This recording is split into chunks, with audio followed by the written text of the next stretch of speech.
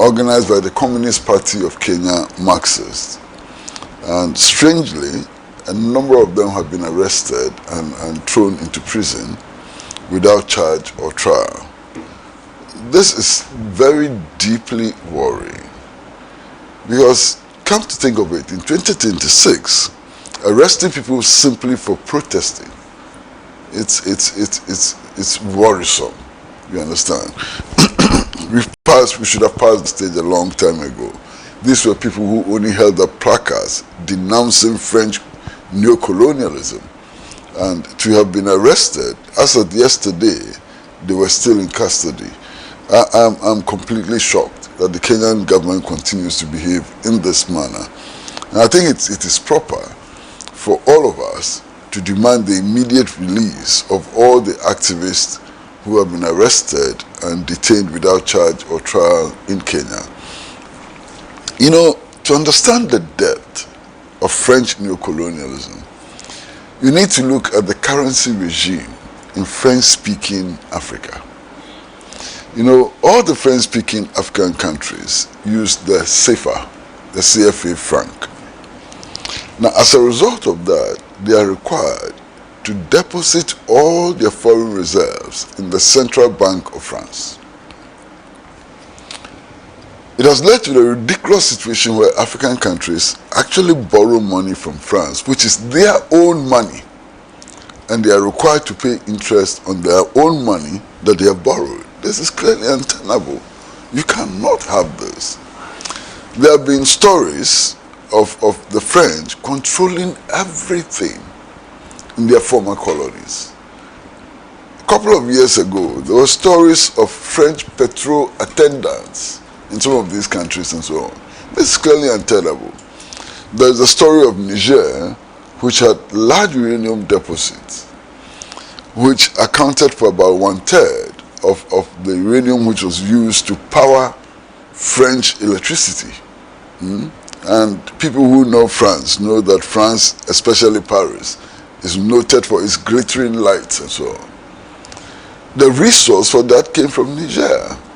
And yet the people of Niger didn't have adequate access to electricity and so on. The people of Niger sought to negotiate the agreement, you know, with France because they felt that they were being cheated.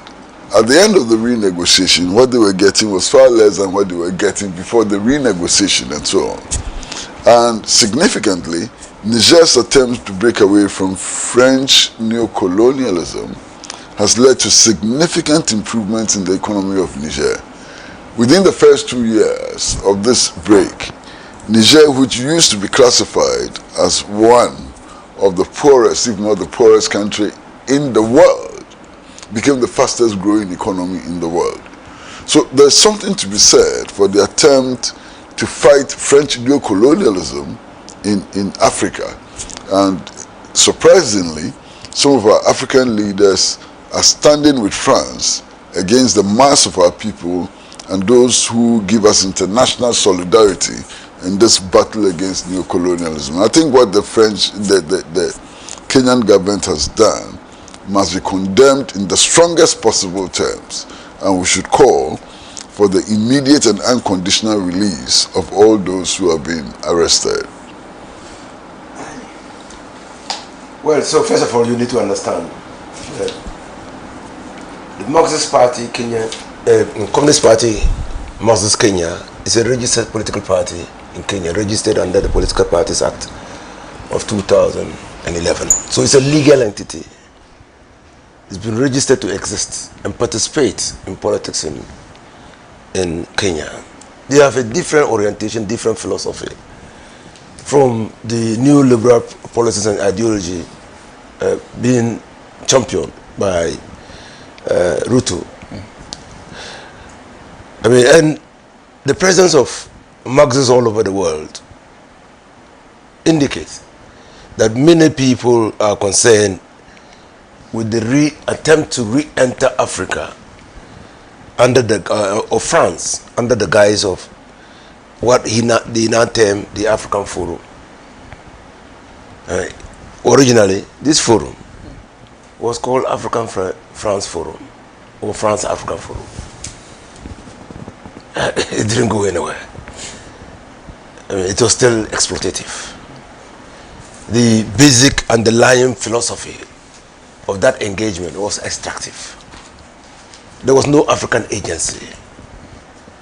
France still treated Africa as the master, and all African governments were the servants.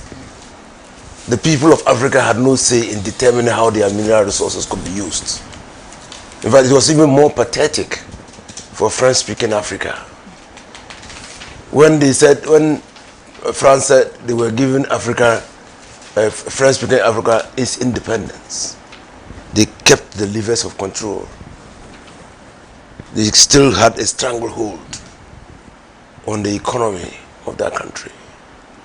They had a stranglehold on the system of government of that country. They imposed puppet regimes, sent soldiers to protect those puppet regimes, not because of the interests of the people of Africa or the people of the various countries, but because of the deeply entrenched interests of France in those African countries. And that interest is colonial in nature. That interest is imperialist in nature. That interest is exploitative in nature. And so people clearly, even before now, and that's why you should remember Frank Fanon, people simply did not have over the years condemned that kind of relationship that turns Africans into hewers of wood and drawers of water. Now France is coming again, and the new name African Forum. For what? Africa, 52 or so countries and one. That is France. That English-speaking countries are now falling over their heads to be part of this forum. Then you ask yourself, what is the African agency? What is it that we stand for as a people? How is it that we have almost by, kilometer per capita, square kilometer per capita, we have more of the world's mineral resources, but we are unable to determine how we should use our mineral resources to catalyze the development of our countries. How come that even in all the mineral agreements that we have signed with foreign investors, which are exploitative in nature, we still continue to maintain those agreements? Yesterday, this morning in the news, IEA is saying that Ghana should not renew the Goldfields Takwa mines. Why? This kind of relationship. That's why the Communist Party, Marxist Kenya, took a position that what is happening in Kenya under the summit organized by Macron and Ruto is a charade. The same old thing. Old wine in new bottles. And that it means nothing. And nothing will come out of it. Anything that is going to come out of it will be to the disadvantage of Africa. Will be to the disadvantage of the people of Africa. Some of the heads of states who attended said yes.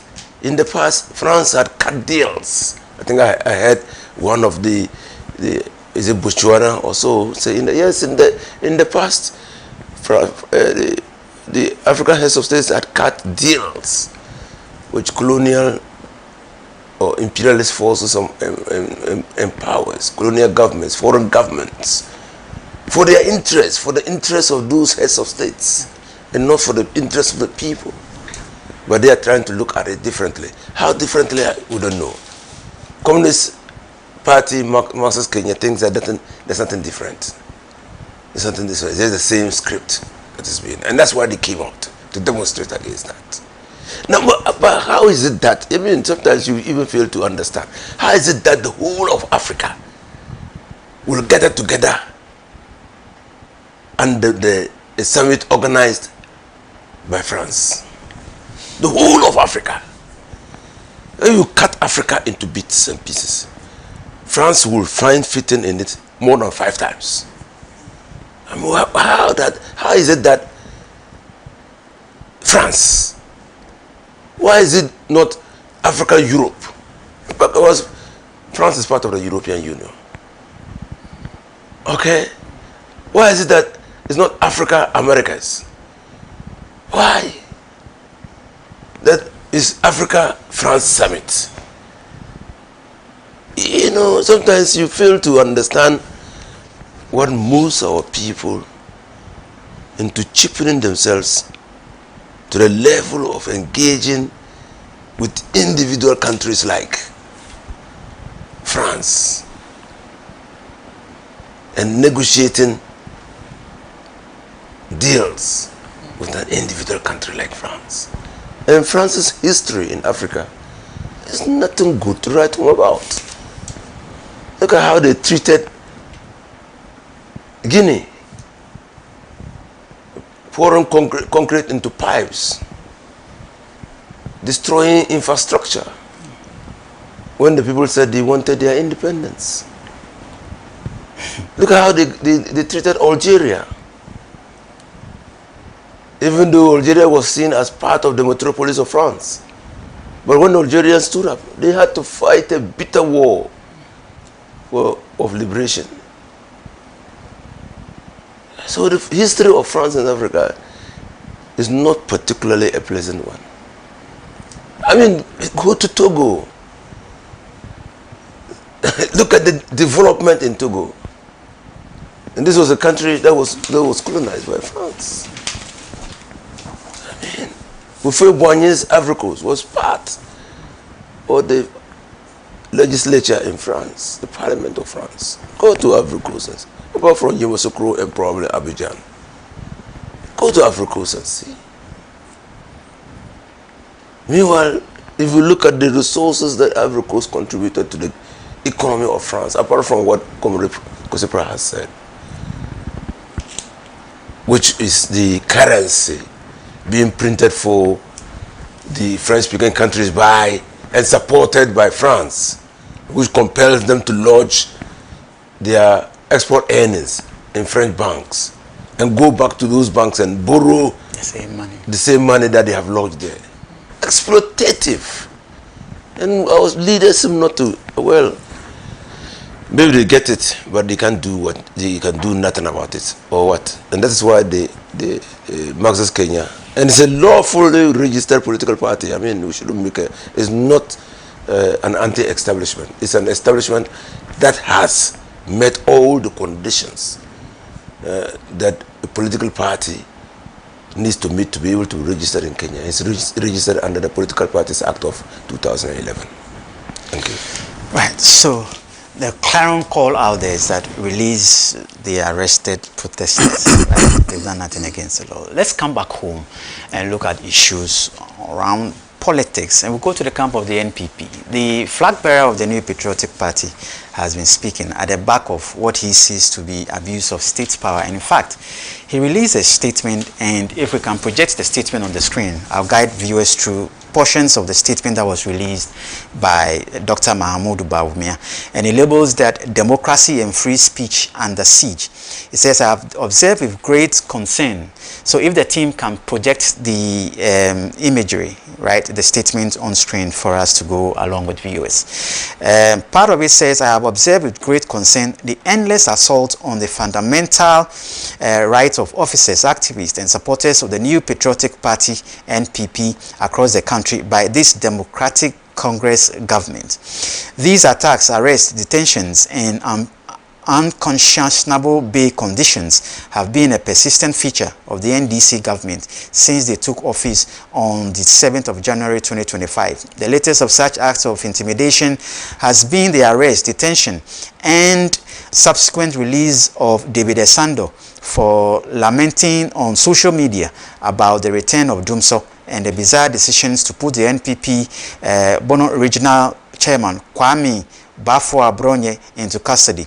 These actions undermine free speech and setting Ghana's democracy backwards. I condemn in the strongest of terms the unholy collaboration between the executive, state investigative agencies and some elements within the judiciary to use intimidation and harassment to silence members of the new patriotic party. I therefore serve notice to officers of the state who are active participants in this unholy enterprise that the day of accountability will come and the abuse of state power will be accounted for. All right, so these are parts of the statement that was released by the flag bearer of the NPP, Dr. Mahmoud Bawumia. He's worried. He says that Ghana's democracy is going backwards. And the issue here is that he's warned those he believes are perpetrators in the act that the day of reckoning will come.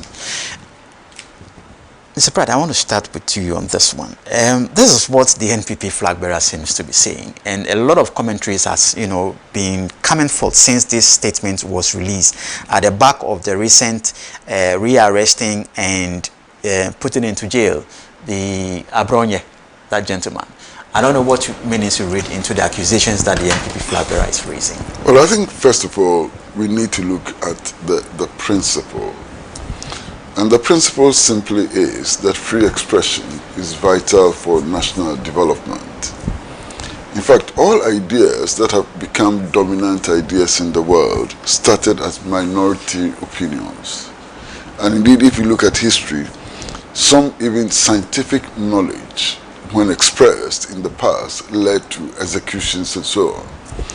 So, for example, Copernicus, who came up with the idea that the earth was not flat and round, was executed on the orders of the clergy and so on. So, more and more, the world is moving towards a space in which there's a strong advocacy for free expression. But at the same time, it is recognized that free expression cannot be unfettered.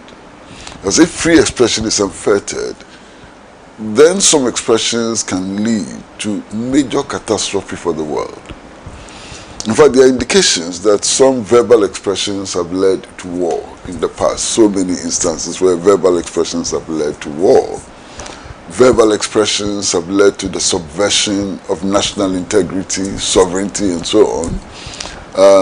Verbal expressions have led to the commission of crime. So there are certain boundaries that we are not allowed to cross in a society. And indeed, for practitioners of the law, one of those boundaries will be simply what has come to be known as contempt of court. And contempt of court basically is divided into two. There are two categories. The lawyers speak about contempt in facie cura and contempt ex facie cura. Indeed, one has to do with contempt in the face of the court. That is, if you take actions or make utterances in court which you subvert the court of justice, it's a criminal offense for which you can be held liable. Now, outside the court, if you make comments which scandalize the court, which obstruct justice and so on, that also constitutes a criminal offense for which you can be held liable. You understand? So there are many categories of offensive comments. Now, I've read Dr. Mahmoud Bawumia's statement very, very carefully. And I'm making the statement I'm making now very, very, very carefully. Because it is important that somebody like me, who has over the years championed press freedom and so on, does not make statements which appear to erode the gains that we have made in the past.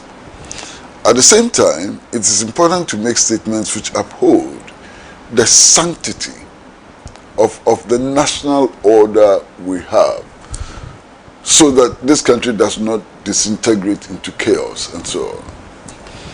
It appears that his statement is based on the arrest of Abronye DC, and he's being remanded in custody. And for him, this is an indication that free expression is suffering reverses under the Mahama administration. And I'm shocked to hear that from Dr. Bawumia. Because this flies in the face of the fact. Listen, all of you will remember, you and Elijah will remember, that key members of the National Democratic Congress were actually jailed for contempt. They were convicted, they were taken to prison under an NPP administration. Did that indicate at the time that the NPP was clamping down on freedom of expression? And if it didn't, why is it that today people who are held for contempt and not jailed, remanded in custody, will become an indication of the erosion of press freedom? I'm completely shocked that this is coming from Dr. Bawumia. You understand?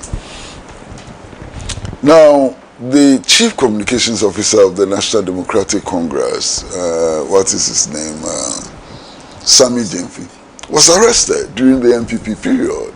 Did that amount to an erosion of the gains of press freedom? It certainly didn't. You know, and I can give you a whole list of persons belonging to the National Democratic Congress who were arrested under the reign of Nana Akufo-Addo and Dr. Bawumia. So I'm completely shocked about what is happening. Now, some of those who have been arrested by state security agencies and so on, clearly, can be accused of violations of the law, can be suspected of having violated the law. You see, if you go on social media and you threaten to kill the president and his wife, and put their bodies in cocoa sacks anywhere in the world, whether it is China or Russia, the United States of America or Netherlands, you will be arrested. And it would not amount to the erosion of press freedom or the freedom of expression. And you know, these chaps this chap who went on social media and actually threatened to kill the president and his wife. Not just to kill them, but to collect their bodies and put their bodies in cocoa sacks. I think that, look, we should exhibit some decency, regardless of which political party we belong to, regardless of the political color of those who are committing these crimes. People are committing cybercrime, clear cybercrime. And when they are arrested, there's a problem. In the case of Abronye DC, and I must make this point, that look, nobody should take pleasure in the arrest of any citizen, even criminals, you understand? And therefore, when people are arrested, we cannot be gloating over it. We can only be wishing that the law will take its course and that all of us will learn important lessons so that we can all contribute to build a healthy society. But in the case of Abronye DC, what happened? He actually accused a judge of being guided only by instructions from the government. He accused the judge of being unethical and so on. In any country in the world, you would be called to explain, to provide the evidence for what you have done. This clearly amounts to contempt of court. Tell me in which part of the world you can actually accuse a judge of political bias and insist that that judge takes decisions or gives judgment on the instructions of the presidency, and the matter will be buried and you can go home and nothing will happen. Where can this happen in the world? You understand? I understand the position in which Dr. Mahmoud Bawumia is today. He's the flag bearer of the New Patriotic Party. He has to be seen to be defending those who are campaigning for him and so on. But I think there are better ways of doing that. than supporting lawlessness. There are better ways of doing that by you know, virtually endorsing reckless attacks on judges. You understand? And part of the statement he issued, which worries me a lot, is the threat that if he should ever become president, all those who are involved in these arrests and prosecutions, these legitimate legal arrests and prosecutions, will suffer under his presidency. That's a huge problem. That's a huge problem. So if Dr. Bawumia is elected president, is he telling us that judges who sit on contempt cases such as the abroad near DC case will suffer? Suffer for what? Which decent judge in the world will tolerate what has happened?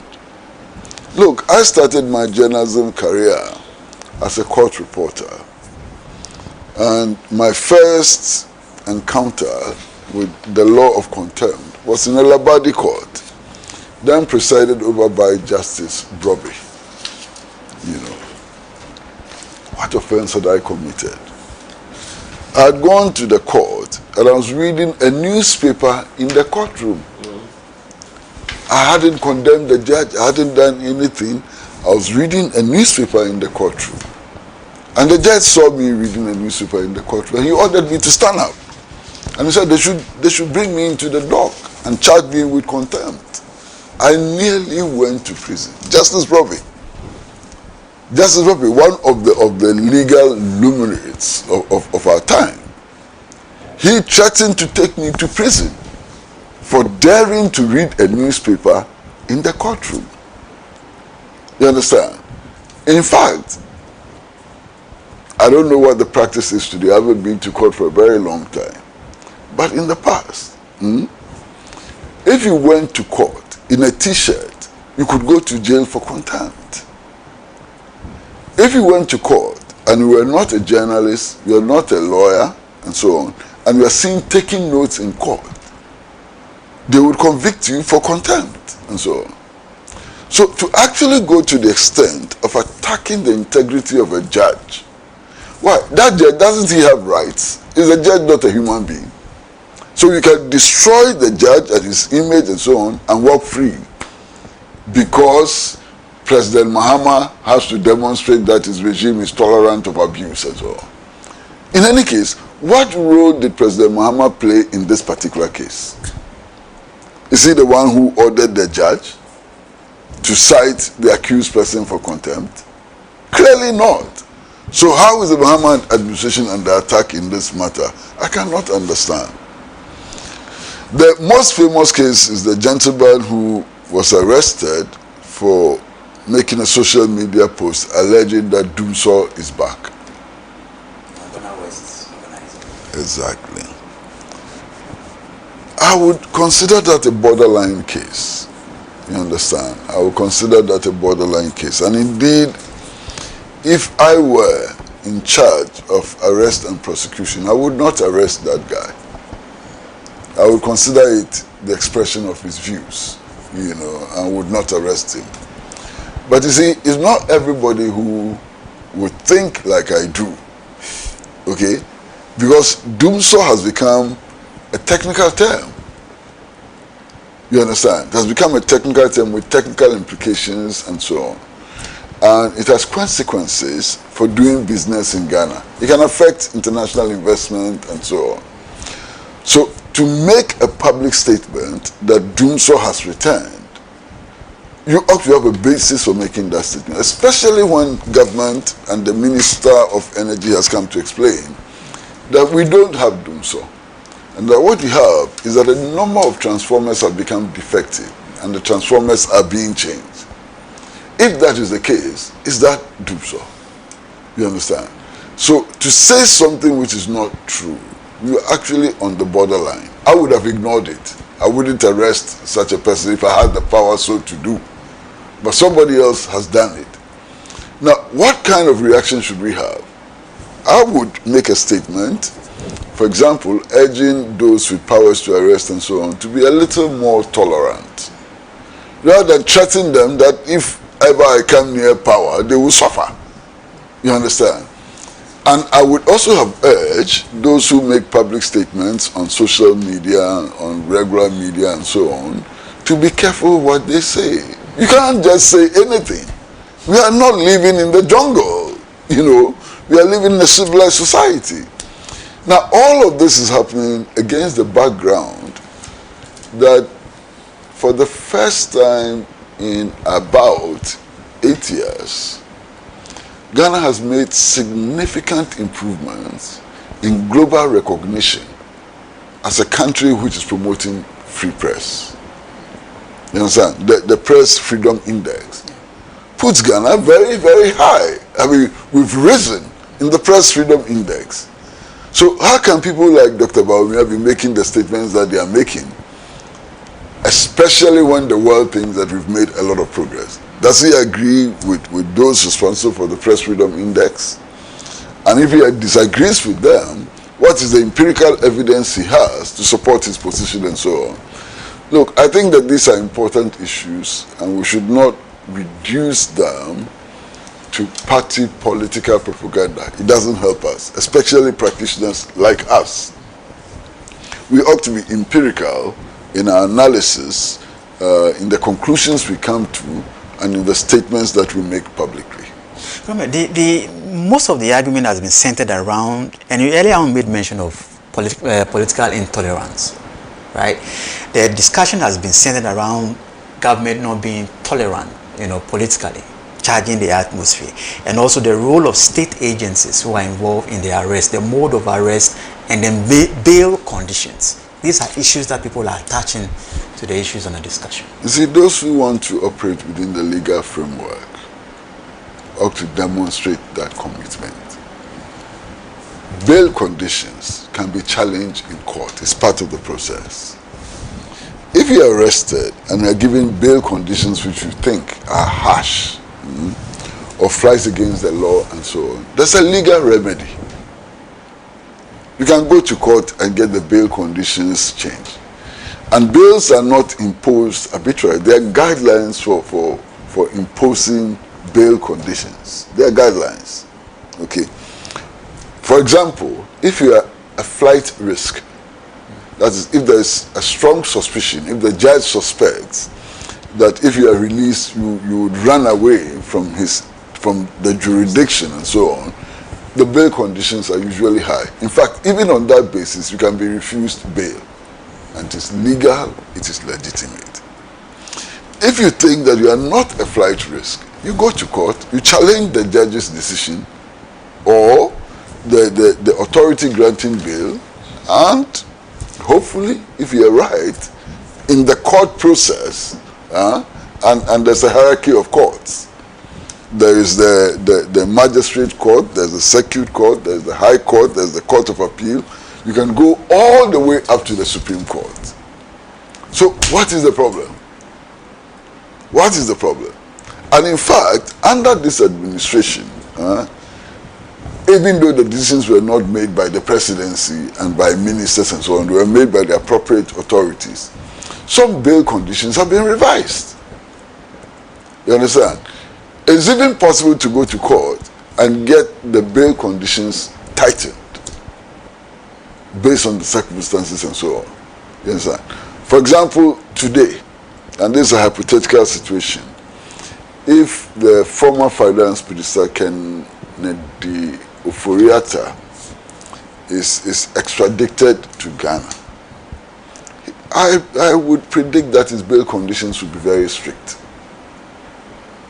given the circumstances of his case. It will be quite strict, given the circumstances of his case, you know. Now, I would be honest to admit that under some circumstances, bail conditions which are imposed actually amount to no bail at all. I would admit that. So, for example, if today I'm arrested and the bail condition is in the millions of cedis, and I have to provide 3 houses as guarantee and so on, I cannot meet that condition. You understand? I cannot meet that condition. I'll tell you a story, you know, in my past. I think it was in 1992 or 93 when Professor Dubois-Hini and I were arrested and put before the National Public Tribunal. Okay. And were granted bail, you know. I knew that I couldn't meet the bail condition. So I made up my mind that I was going to jail, you know. So I was sitting there. And Professor Dubois-Hini's lawyers, you know, Brody Mens and others quickly put together his bail conditions, and he was going home, you know. So he turned to me and said, "But what is happening to you, my friend?" I said, "Well, I can't meet the bail conditions, so I'm going to jail." And then his wife turned around and told him that you can't leave Kwesi here. If you leave Kwesi here, you are in trouble. Politically, you are destroyed. So I'm sitting in the National Public Tribunal, and they were running around looking for houses, documents of houses, so that's how I got bail. But in my circumstance at the time, although I'd been granted bail, I had no possibility of meeting the bail conditions. You understand? It was the generosity of Mrs. Dubois-Hini and others which got me out of jail. This is the reality we have to grapple with. You understand? So that's the context in which I want to look at what is happening. Alaji. First of all, I think that it will be erroneous to take the indiscipline that we are seeing in the media as a vindication of a right. It will be erroneous, because nowhere in any society are they absolute rights. Rights are subject to the relevant laws. Even in chapter 5 of the Constitution, the freedom to express your views is subjected to the Constitution and other relevant laws. So I find it strange that Dr. Bawumia does not see anything wrong with the level of indiscipline that is being tolerated, or that is being exhibited by some members of his party. I find it very troubling, and to issue a statement threatening security agencies and other government institutions on the unlikely event of his party coming to power is most unfortunate. You see, and it's not true that freedom of expression is receding. It's not true. It's simply not true. Dr. Bawumia, it's not true. Today, Master has said it. On the global ranking, Ghana is 39th. Ghana has risen from 52nd position to 39th position.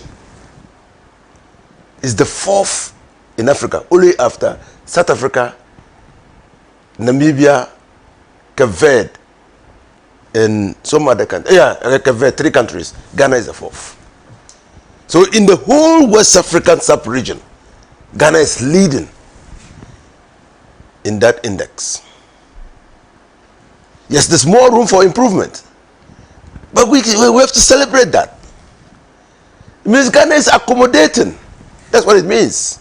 Because you're talking about that index deals with the political, legal, social, and cultural. So what is he talking about? If a journalist or a person is arrested and is not kept in detention for more than 48 hours allowed by law, he's given bail, and when he fails, refuses, or neglects to meet his bail bond, he's sent to the court. Or if he's bail bond, police inquiry bail or investigative bail is onerous, he goes to court to challenge it. That feeds into the index. That feeds into the index. We are not suffering from amnesia. You You remember the two journalists, your colleague journalists from City FM, when public resources was wasting, when vehicles had been bought and left to rot, that journalists got wind that public resources were being wasted, went to film to bring that to the attention of the public. You remember what happened to them? Have you forgotten? Were they doing anything illegal? It was not in discharge of their lawful responsibilities as journalists. These were even journalists, trained journalists, bringing to us information about how public resources is being managed. Police were dispatched to their station to arrest them in Rambo Star, and they were taken into custody. It's not that they went and drove one of the vehicles away. They didn't insult anybody. So my brother, Legon, University of Ghana, Legon Hall, says that to whom much is given, much is expected. The Constitution gives us those rights, but says that we must exercise them with responsibility. That's why there are limitations. Every day you open the social media, sometimes after few seconds, I put it off. You cannot hear, you cannot, it's just, I think that sometimes I have the feeling that because of the level of unemployment, some people find employment in that. Sometimes I also think that maybe we are creating more content providers or what, I simply don't know. But this is not the way to develop a country. If you're a political leader or if you're a leader, there's an onerous responsibility on you to demonstrate leadership. So Abrunya is a leader.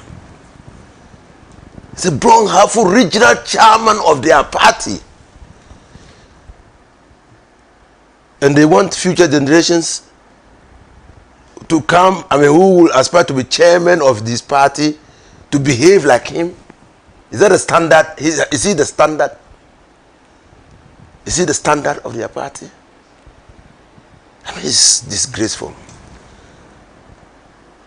How do you just go? They don't know what the media can do. You remember the Rwandan case? How did it come about? Yes, you say yes. Dumso is back. It must seem lesser. But in some other jurisdictions, human beings were called cockroaches. And what do you do with cockroaches? You exterminate them. They didn't say go and exterminate them. That was not what the radio broadcast was said to the people. They described them as cockroaches. Then people interpreted that to mean extermination, because you exterminate cockroaches. You saw what happened.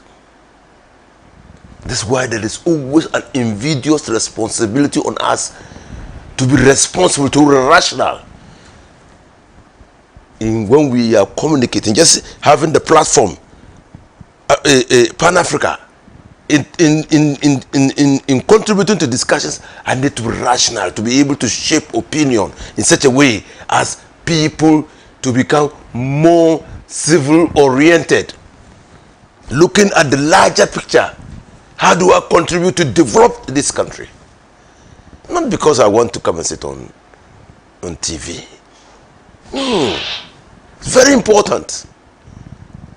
Very important. And somehow we are turning the context, and Bagumia's lecture is seeking to give an impression that probably politics is turning into who can insult the dirtiest. And that we are exalting impunity. And where impunity is given the pride of place in society, it leads to recklessness. And recklessness destroys society, destroys accountability. So we cannot, if we are going to be an ordered, disciplined society, there are certain attitudes, certain behaviors that we cannot tolerate. That is why we have laws. That's why we have the laws. So, to the greatest respect to Dr. Mahmoud Bawumia, he needs to talk to his party people. He's a leader. And Ghanaians are discerning. He needs to talk to his party people. Let's be disciplined. I mean, you can fund the budget of this country by just finding indiscipline, charging people for indisciplined behavior. You can. Because we're so lawless that they arrest somebody, then you go to the police station and you are insulting everybody. And telling the people that it is your taxes who pay for whatever the person who has been hard done by. He doesn't pay taxes. That person who has been insulted, that person who I mean, your statement has hurt, he doesn't pay taxes. And then we assume a natural right to some privileges. No.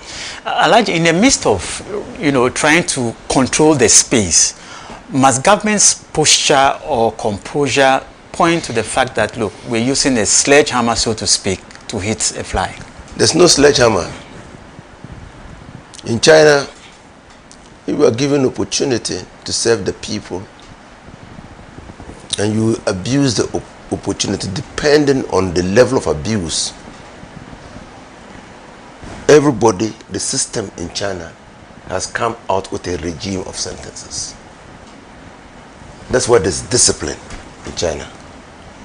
That's why when you visit China today, even on the streets, you find discipline. That's why it's a strong state. As against Western liberal democracy as practiced in America, where against a strong state, they vindicate the rights of the few.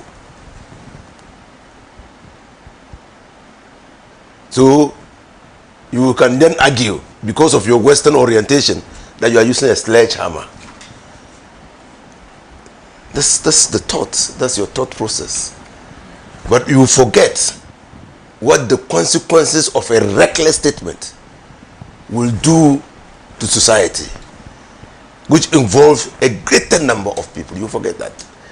So you give vent, you uphold the individual interest of a person against the collective interest of the state. That's what we're thinking. That's our training. But it is not so. It's not so. We must always balance the interest of the state against the interest of the individual against the interest of the state. When you look at the formulation of the American Constitution, they didn't want a strong state. From beginning, the debates, the Hamilton debates and co, they didn't want a strong state. They wanted a state that only protected citizens and gave everybody rights to do what they please. That's why you can carry a gun in America. You can carry a gun in Ghana unless you are licensed. You see, so we must look at things differently. Sometimes we just swallow hook, line, and sinker notions that have caused great problems for other countries. And particularly, I speak in this way with particular reference to the United States of America. If you go to the dark side of the United States of America, leaving the Statue of Liberty aside, you might not want to live in that place. You might not. Right. So, yes, democracy works best when institutions are robust, active, and responsive. So you have the courts. They are the bastions of the and guardians of our rights. So they must not be seen to be under the influence of any. That was why under Nana Akufo-Addo, everybody was complaining that Afenyakan could go to court in the morning and by afternoon he was coming out with an injunction. When it takes a whole lot of time to constitute the court. So there was a perception of some level of control over the judiciary. In a democracy where you want to vindicate the rights of people, there must not be that perception. People must trust in the institutions. The same thing as the police. Yes, it's the president who appoints the what is his name? The IGP. But after appointment, he's insulated. So he must be able to discharge his responsibilities in such a way as to bring integrity into the service. And they must be seen to be doing their work in accordance with the laws of the state. Right. That's how democracy works. You're a constitutional lawyer, so I want to pose this to you. Do you think that the state or the agencies are using bail conditions as a weapon, or weaponizing bail conditions? This is not about constitutional law. Constitution says that everybody is entitled to bail. And that's why even when the Criminal Procedure Code restricted bail to certain offenses like murder, treason and others, Martin Pepper went to court and said that that provision of the code violated the Constitution, because the Constitution says that anybody arrested, restricted or detained is entitled to a bail, okay, or reasonable conditions, and that's the bail.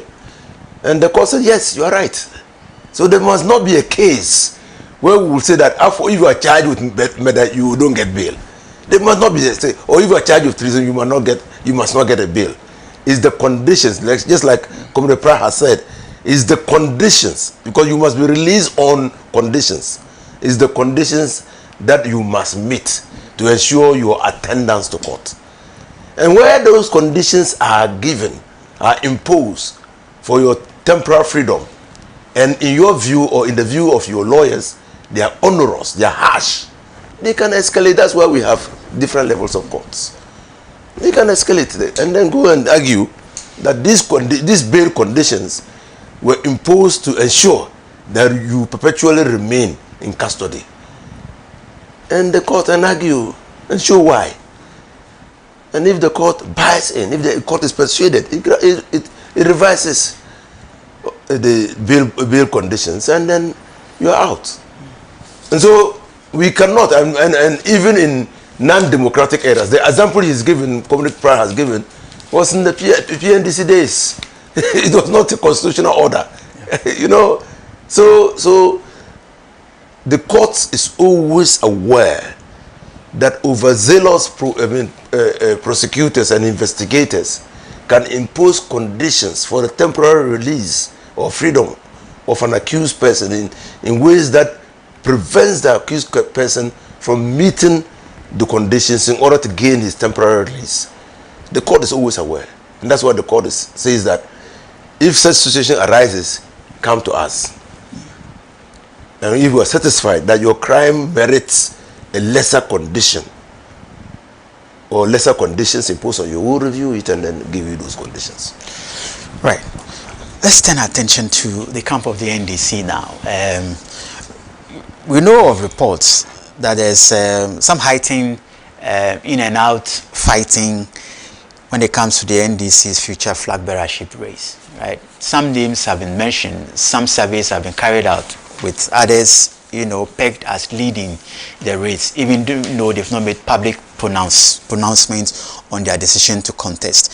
Well, the Deputy General Secretary of the NDC, Mustapha Gbande, is not happy, and he's been firing warning shots at the NDC's ambition war. It's got to do with the flag bearership rate of the NDC. A lot is happening within the NDC bracket. And because of the party issues, I want to start off with you on this one. Yeah, so everybody's worried. We're worried. And I heard Mr. Kwesi Pratt, when he made his views known on the sister network, said that, well, there was a failure of leadership which had manifested itself in indiscipline. That is making, and he was commenting on the letter issued by Callistus Muhammad, and asked why it was Callistus Muhammad who was issuing that letter. I agreed entirely with him.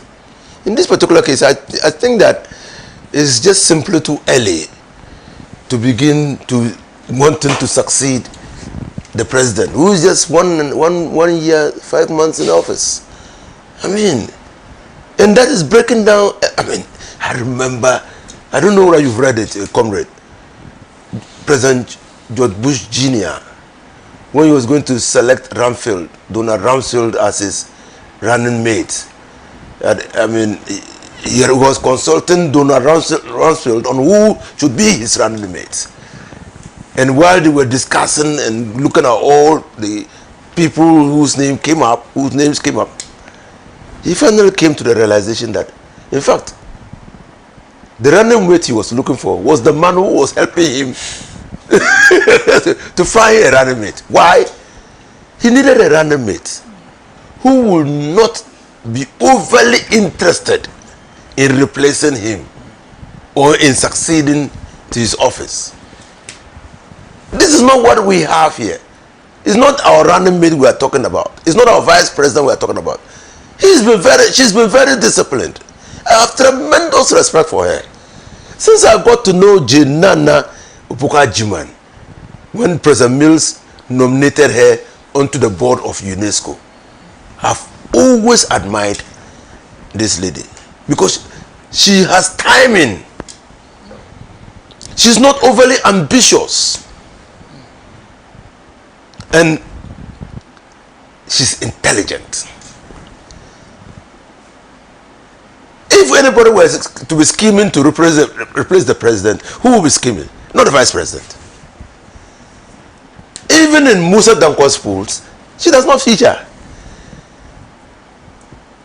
So that should tell you that's how government should run. How can you give government, people are gonna give you 4 years to run the affairs of this country, and 1.5 years into that, you're already scheming to replace. And who does it? Who delivers for who to replace? That's what Mustafa Bande is saying. And that is my worry. You know why Crestus wrote the letter? Because the rumor is that our chief of staff, who is the chief of staff, you know that mean, the meaning of that position? All persons working under the president are the staff, including the ministers and other appointees. And there is a chief of all the staff who is supposed to maintain order, discipline, and focus. And if the chief of staff himself is interested, the Gombe said that if a king barbers his hair in the style of young men, what will young men do? It's a carte blanche. You are giving them permission to do whatever they want. Because the chief has, the Gombe said, so the person to discipline and ensure that people remain focused on delivering is also interested. So how can you be interested and tell me not to be interested? That's democracy. Anybody at That's not democracy. That's not how democracy works. That's not democracy. That's not democracy. That's not democracy. Then we should have said that we don't need 4 years. Anytime that we want, we'll go and do elections. That's not democracy. Why do we have security of tenure of office for the president? Because we think that there should be deliverables within a set period of time. Even the Constitution Review Committee says that 4 years, and this was said by Kufuor long before he left office, 4 years appears to be woefully inadequate. Now they are already saying that 4 years is inadequate, and 1.5 years into the regime, you are not focusing on delivering, you are focusing on replacing. What do you take the people for? That's why Mustafa is worried. We didn't elect NDC into power to make room for people to succeed the president. That's not the purpose. The purpose was a reset agenda. A reset agenda is a restoration of values of service. And then a redefinition of our, if you want, ethics. Why? So it's way too early. I've said, so when Musa Danko released his first on this platform, I said that it was way too early and that he was feeding into the narrative indiscipline. Look, I hear a lot of things. I hear a lot of things. See, that's the thing where I am. That's the good thing of not being part of government. You hear a lot of things. You hear a lot of things. But if you want to lead a country and make an impression as a government, discipline should be the order of the day. Let's go back and look at how Lee Kuan Yew and his People's Action Party did it in Singapore. They had to win an election, and by remaining disciplined and committed to their values and the determination to deliver, to meet the reasonable and legitimate expectations of the people, the People's Action Party has virtually become the one-party party. Singapore has virtually become a one-party state. But they had to win an election. So it's very important that discipline, consistency, focus should be the guiding principles. And you leadership, His Excellency John Dramani Mahama, should crack the whip. To crack the whip. When you were in opposition, who was campaigning to be a flag bearer? And then you have been given a position in office and you are using that position to campaign for flag bearer. No, it's totally unacceptable. It's totally unacceptable. Come in. You see, David, I mean, to be honest, I feel very sad for President John Dramani Mahama. I mean, the betrayal of President John Dramani Mahama is monumental. Yeah, it's true. There's a gentleman who came to the people of Ghana and said, look, there are problems with the country and I want to solve the problems in the educational sector, in health sector and so on. He proclaimed a reset agenda. And he appointed people to assist him to realize that objective. And many of the people he appointed to help him to realize that objective, they don't just care. They don't care about reset. They don't care about restructuring the economy. They don't care about anything. All they care about is replacing him. What? Poor Mahama. Poor Mahama. And he's sitting there being held hostage. You know, and he's not been able to crack the whip. And they're dancing around him in circles and making nonsense of all the proclamations he has made. It's unbelievable. Visit the NDC social media platforms and see what is happening there. Who is talking about how to achieve the 24-hour economy? That's not their concern. It's about who is going to replace Mahama. It's so sad, it's unbelievable. So he appointed these people to help him leave a legacy. The people he appointed to help him to leave a legacy are saying to us that, oh, don't worry, very soon he'll become a lame duck. That's what they say. Yeah. They say, oh, by next year he'll be a lame dog. You have no power. We don't have to respect him. So let's start our campaign. What? And they're actually campaigning. Can you just imagine? Don't you pity President Mahama? It's so sickening, it's sad. And what does this tell the people of Ghana? What this tells the people of Ghana is that those at the helm of affairs don't care about us. They don't care about us. It's about themselves. Their ambition to become president. And sometimes I wonder whether they understand what it means to be president. Sometimes I suspect that it's about just driving in convoys with sirens and so on, the trappings of office. And quite frankly, David, some of the people who want to be president, look at them. Do they look like presidents? Do you think they have the capacity to be president? What is this rubbish? And it's happening all the time. In spite of caution by well-meaning people, it's getting worse. I know as a fact that the Council of Elders of the National Democratic Congress at some stage last year saw that this was causing a lot of problems and that it could divide the party, derail the party, and push the party into opposition, and decided to take some measures. I know what measures they took.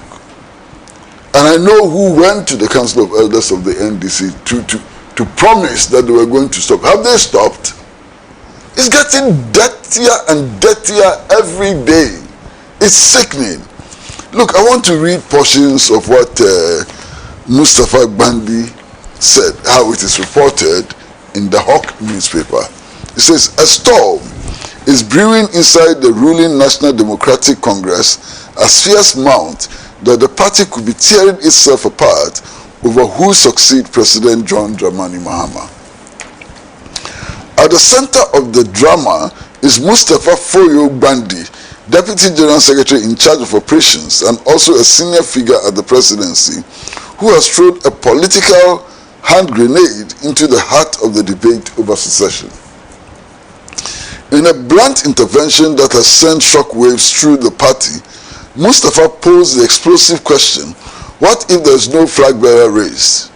His warning comes amid growing claims that senior party figures are quietly positioning themselves for power, sparkling what critics are calling early succession games.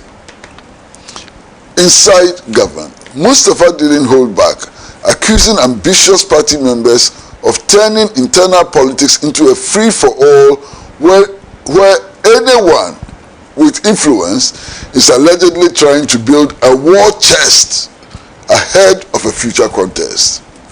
He warned that such behavior risks dragging the party into chaos, arguing that the National Democratic Congress traditional method of leadership selection should not be replaced with open, uncontrolled competition and so on and so on.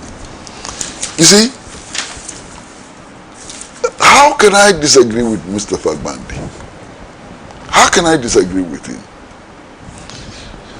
If you look at all the empirical studies which have been done,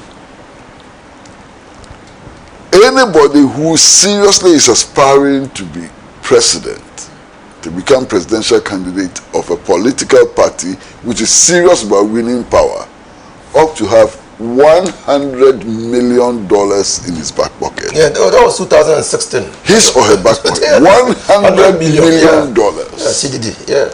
So if that is at the back of our mind, and you see this flurry of people and so on, doesn't that frighten you? That 5 to 10 people think that they can raise $100 million from where? To go and contest. That in itself is very frightening. Okay? Now, anybody who declares that he wants to be a presidential candidate starts on the path of building the faction. Because it is A versus B versus C versus D. That already implies factionalism. And the factionalism is building up fast. Only 1.5 years after winning elections. It's sickening, it's dirty, it's nauseating.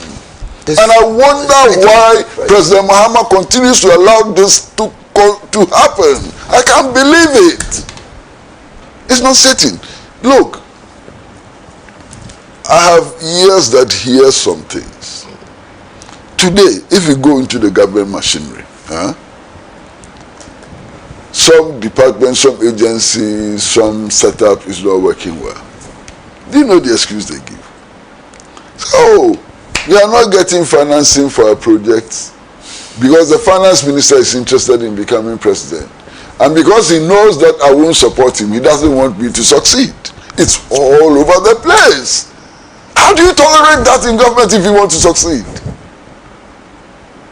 How do you tolerate that in government if you want to succeed? You see, the body things that you see, ministers talking to each other and so on, it's all superficial. Because deep down, everybody has a dagger ready to stab the other so that they become presidents. And it's happening. Oh, it's frightening. And what the example is given. Why is it not frightening? It's frightening.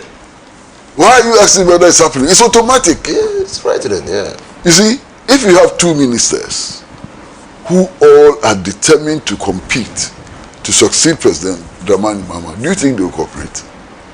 Because every minister wants to outshine the other. What they have now is competition. It is not cooperation, it is competition.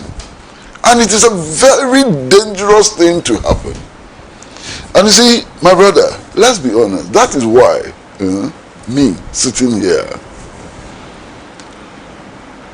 my respect for somebody like Haruna Idrisu has increased. When all this started, he came out publicly and said, I'm not interested. What I want to do is to help the president to achieve his agenda. He set himself out. That is why sitting here, my respect for the vice president has gone up. You know why? Because anytime she has been asked whether she's interested in succeeding Mahama, she says no. Her priority is to make sure that President Mahama succeeds. Anything after that is another matter. The priority now is to make sure that the NDC and the president succeeds in delivering the promises that they made to the electorate. It's not about who replaces him. Why? The mandate is for 4 years. Yes. The mandate is for 4 years. We have entered the 17th month after assuming office. All the key promises, how many of them have been achieved? And you are not focusing on achieving the key promises that you made to the people. Your focus is on pursuing a reckless ambition. It's unbelievable. Completely unbelievable. Completely unbelievable. And in any case, all those clamoring to replace Mahama and so on, do they think that if President Mahama is not able, President Mahama and the NDC are not able to deliver the promises they made to the people of Ghana, any of them can become president? Their becoming president is contingent on the success of this administration. Not on their beauty or their handsomeness or the size of their pockets and so on. It's about meeting, satisfying the people of Ghana. And they are not concentrating on that. All their concentration is on this useless, and excuse my language, there's no other word for it, stupid competition for power. It's unbelievable. But you see, in the long run, who is to blame? In the long run, who is to blame? Why is President Mahama not cracking the whip? Why is he not sacking them? Why is he sitting there for people to dance tango around him and mess his administration? They are messing him up. They are messing him up completely. The people he has appointed are not focusing on the job. They've shifted their focus from the job to personal ambition, and it is time for them to go. It is time, if President Mahama is serious about delivering on the promises that he has made to the people of Ghana, he needs an entirely new team which is focused on the job, not on personal ambition. Why? What is happening? It's so sickening, it's unbelievable. So sickening. You understand? And I want to hope that President Mahama will crack the whip. I want to hope that he will get a team which is focused on delivering the job. A team who will not be sitting down telling the public that he will soon become a lame duck. A lame duck. A team which will work with him to the finishing line. You understand? A team which will be loyal to him. A team which will share his vision till the last day of his office. Not a team which is waiting for 18 months to election to dump him because he's a lame duck. Why? When he hears people referring to him as somebody who is just about to become a lame duck, how does he feel? What? President Mahama, you... Can somebody make this argument that these are presidential ambition procedures and the maneuverings that are so happening are just necessary evils? My brother, listen to me carefully. Listen to me carefully. Who is making the argument? Leadership does not arise out of self-declaration. Empty self-declaration. That is not how leadership arises.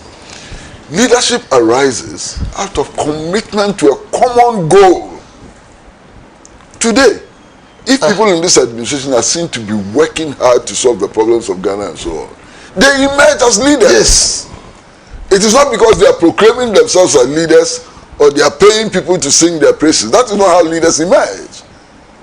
You know, and I made this point last Saturday.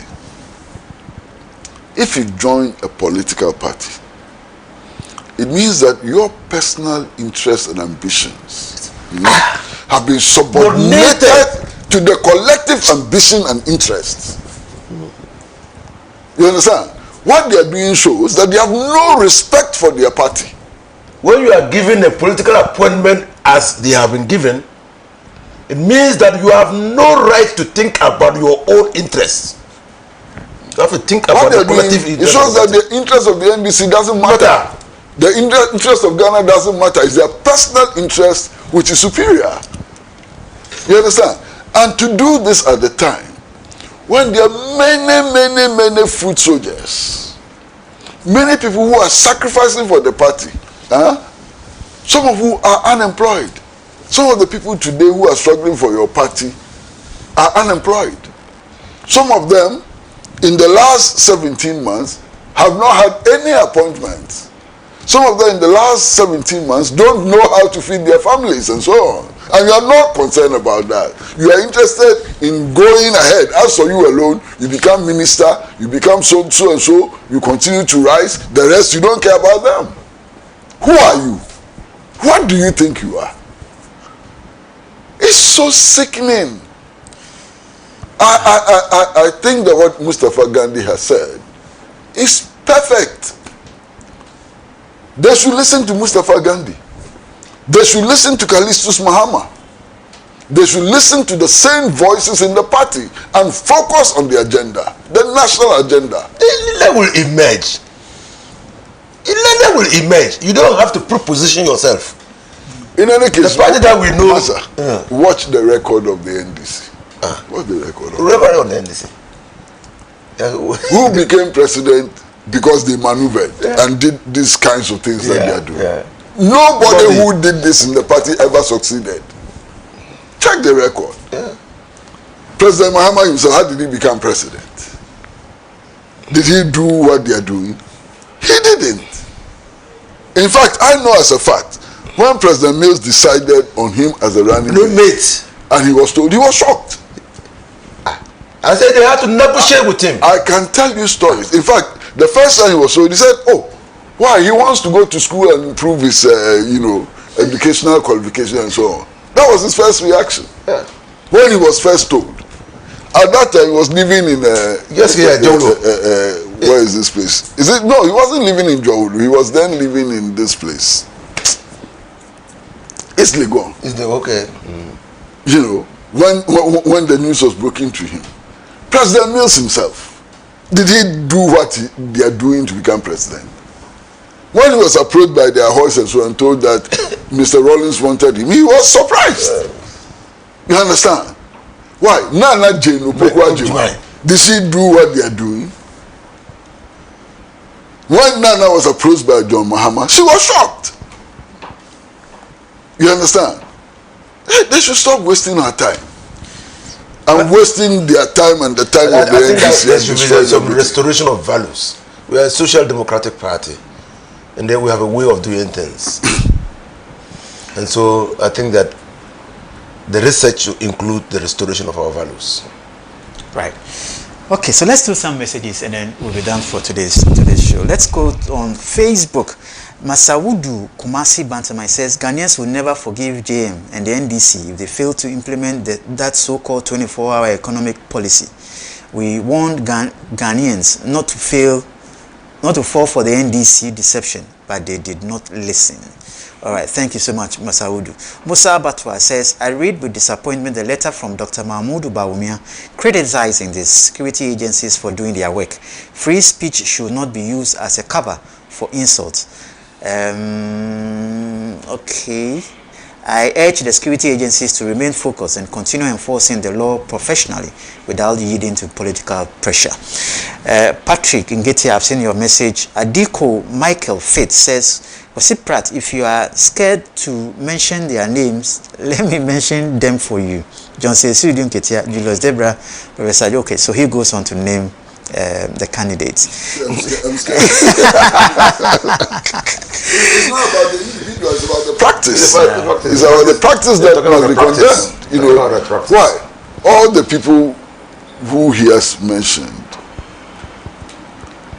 as private citizens and so on, they are nice people. You understand? These are nice people and so on. So it is not the names which are important. It's the practice which must be condemned. Right, still on Facebook, Seidu Isaka says NDC must be careful. Some of the ministers are too greedy and selfish. Now let's come on WhatsApp. This one is from Amos in Asimfo. So he says, good morning. I don't think Dr. Bawumia is matured enough to be president in this country. He should clean his house before coming out with his comments. He should remember what the NPP in power did during former President J. Kufuor's time. All right, so Amos in Asimfo, so thank you so much for that message. Charles Champon writes, Dear David, if the NDC doesn't listen to people like Wesley Pratt Jr., they are bound to fail in 2028 general election. Good morning, Charles Champon. Thank you so much, Charles, for that message. Daniel, okay, all right, so you have sent me a video of the Mustafa Gbandi's statement. All right. This one says, good morning, Mr. Moderator. Please read this. Okay, I'm reading. This purported infighting over flag bearership in NDCs. Please stop calling. But NDC is being created by those fake prophets and those carrying out polls on elections issues, parliamentary and presidential levels. They are the ones creating artificial enmity among the people who are likely to consider presenting themselves for any political positions. Why is it that these later day prophets carry prophecy on the rich, well-to-do, prominent people? All right, I get your message. Thank you so much for that. Stephen from Kwabenya says, I'm surprised Bawumia did not see anything wrong when Abronye was abusing Kenneth Japon and Duncan Williams. He read a cat and has become a lion. Thank you, Stephen, for that message. Kwablavi of Pokwasi, Benghazi says NPP party members are forcing Kelvin Taylor to render. We've not discussed that, so let me just move on. Sami in Accra writes, the one who said Dumso was back should not have been arrested. Such things dent the image of the government. Some people want to catch the eye of government, forgetting such arrests do not augur well for the government's image. Ghana's rating in the Press Freedom Index has improved from 52 to 39. Thank you so much, Sami in Accra. Masaudu in Kumasi, Bantama says Ghanaians will never forgive JDM and the NDC. Okay, so I think I read this on Facebook. Thank you, Masaudi. And then lastly, let me do this one. Kwesi Amwani Fita Asamankesi. It says the minority should know that politics is not about insult. It's about what you will do for your people. And the great President John Mahama is doing it very well. Building of schools, roads, and many more. NDC all the way. Thank you so much for that message. All right. Comrade, thank you so much for your time this morning. Alaji, thank you so much for passing through. And also thank you so much for doing the watching. My name is David OTOKUNOR. God willing, we'll be here same time tomorrow. Until then, have a very productive day. Bye.